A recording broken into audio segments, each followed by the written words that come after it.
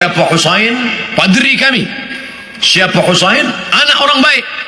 Husain adalah orang baik, anak orang baik, keturunan orang baik. Apa kata Nabi? Husain sekarang ada dalam rumahku dan dia sudah Islam. Apa pendapat kamu? Husain orang paling jahat, anak paling jahat, datuk nenek moyangnya orang jahat, dan dia ada paling jahat di dunia.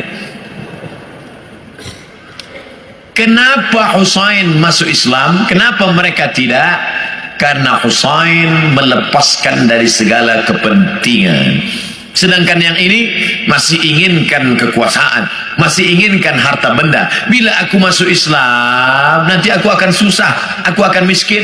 Alladzina atainahumul kitab, mereka yang kami berikan Taurat dan Injil, ya'rifunahu kama ya'rifuna abna'ahum, mereka mengenal Muhammad sallallahu alaihi wasallam sebagaimana mereka mengenal anak kandung mereka sendiri. Nauzubillah, accident, terjadi musibah, hancur muka anak.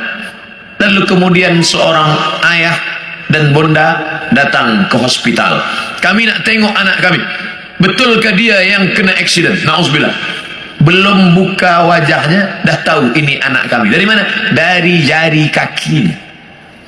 Buka jari kaki. Ya, ini memang anak saya. Dari mana puan tahu? Dari mana tuan tahu? Ini kaki anak kami. Mereka kenal Muhammad sallallahu alaihi wasallam lebih daripada anak kandung mereka sendiri. Mana bukti? Ketika Nabi Muhammad sallallahu alaihi wasallam dibawa oleh Abu Talib menuju Busra, negeri Syam. Sebelum sampai ke sana, mereka berhenti sejenak. Lalu Bahira keluar. Bahira keluar daripada tempat suci. Bahira seumur hidup tak pernah keluar, dia hanya beribadah saja. Tapi hari itu Bahira datang.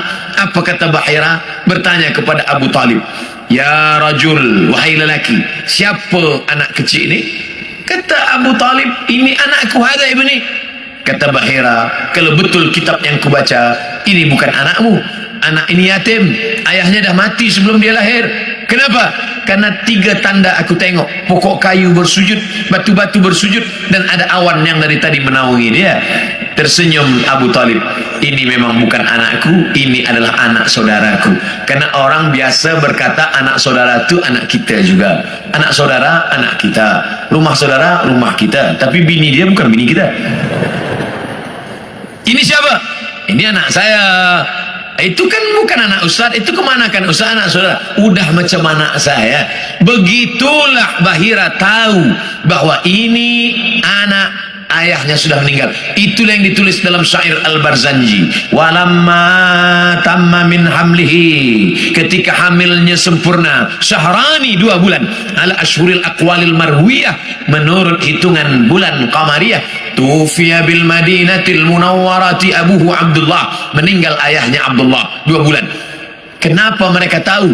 Kerana itu tertulis dan dituliskan dalam Al-Quran surat As-Saff, ya'ti mim ba'dismuhu Ahmad, akan datang Nabi terakhir nanti dan dia bernama Ahmad. Kenapa yang datang itu Muhammad? Muhammad masyhur di bumi, Ahmad masyhur di antara malaikat. Ahmad dia, Muhammad dia, Toha dia, Yasin dia, Al-Fatih dia, Al-Khatim dia. Al-Fatihu lima ughliq wal khatimu lima sabaq, nasirul haqqi bil haqq, yahdi ila siratikal mustaqim. Dialah Al-Aqib, dialah Al-Hashir, huwa Ahmad, huwa Muhammad, huwa Toha, huwa Yasin, huwa Khatim, huwa Al-Fatih, huwa Al-Aqib, huwa Al-Hashir, huwa Al-Hami. 99 ini nama-nama, tapi dia juga adalah Muhammad sallallahu alaihi wasallam. Kenapa mereka tak beriman? Kerana mereka berkeyakinan yang datang itu keturunan Ibrahim, tapi dari jalan nasab Ishak. Ibrahim punya anak Ishak, Ishak punya anak Yaqub, Yaqub nama lain daripada Yaqub, Israel.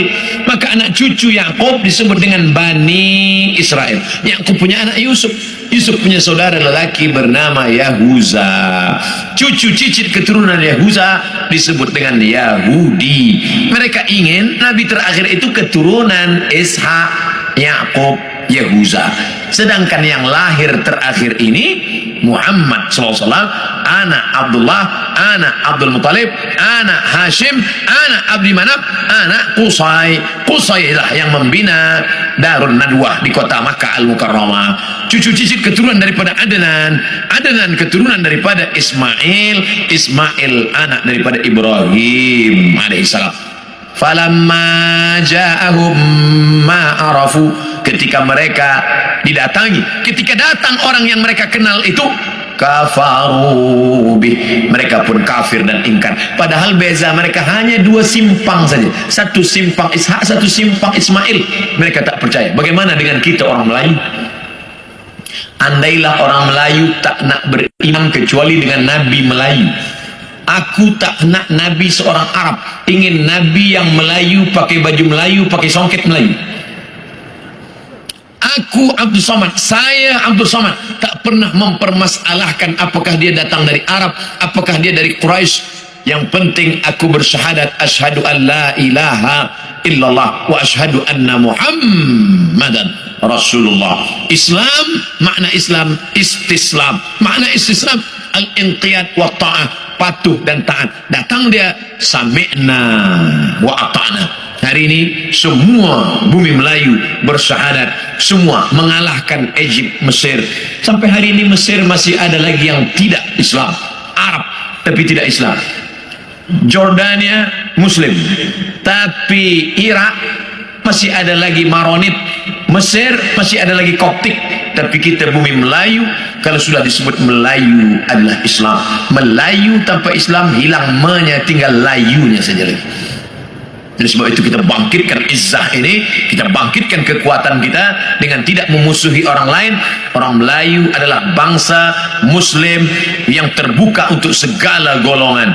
Tuan boleh pergi ke Pulau Sumatera, tengok kampung Melayu Delhi, Medan, North Sumatera Utara.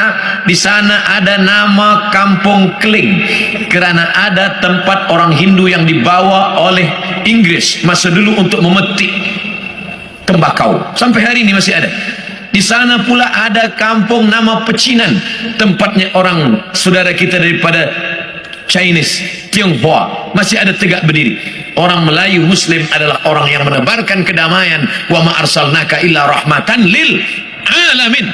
Terbuka, kita tak pernah memusuhi orang lain. Kamu nak beramal, sila beramal. Wala ana abidum ma'abattum wala antum abiduna ma'abud lakum dinukum waliyadin. Kita seperti lebah. Bagaimana lebah? Lebah itu tak pernah makan yang tak baik. Yang dimakan lebah itu hanya manis dari bunga-bunga. Sampai hari ini belum ada lebah guna dadah. 2, yang keluar daripada lebah pula elok-elok saja, yaitu madu lebah. Kenapa saya minum madu? Penyakit gula, diabetes saya. Yang salah bukan lebah, tukang jual lebah campur gula. Yang ketiga, bahwa lebah hinggap di ranting, tak ada ranting patah. Sampai hari ini lebah hanya membuat sarang di kayu tualang yang besar. Tak ada lebah patahkan ranting. Lebah tahu ini sesuai, ini tak sesuai. Yang keempat, lebah jangan diganggu. Orang Islam jangan diganggu. Bila engkau ganggu sarang lebah, dia akan kejar engkau. Masuk pun engkau ke sungai, dia akan tunggu.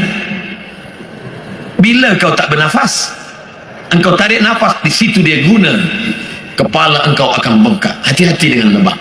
Dan lebah ada senjata satu saja. Di ekor lebah ada satu senjata. Lebah tahu, bila aku dah guna ini aku akan mati. Sengatan lebah diguna sekali seumur hidup. Dan kalau dia sudah pakai, orang akan kena, dia pun akan mati. Bagi lebah, lebih baik berputih tulang daripada berputih mata. Ini tak betul juga, sebab lebah tak bertulang. Bagi lebah, lebih baik mati, tapi mati syahid, iskariman au mut syahidan. Oleh sebab itu berhati-hati. Masalul mu'minin kamasalin nahli, perumpamaan orang-orang beriman seperti lebah. Lebah, kita gunakan filosofi ini dalam kehidupan kita. Mudah-mudahan kita selamat di awal zaman, selamat pula di akhir zaman, insyaAllah. Amin.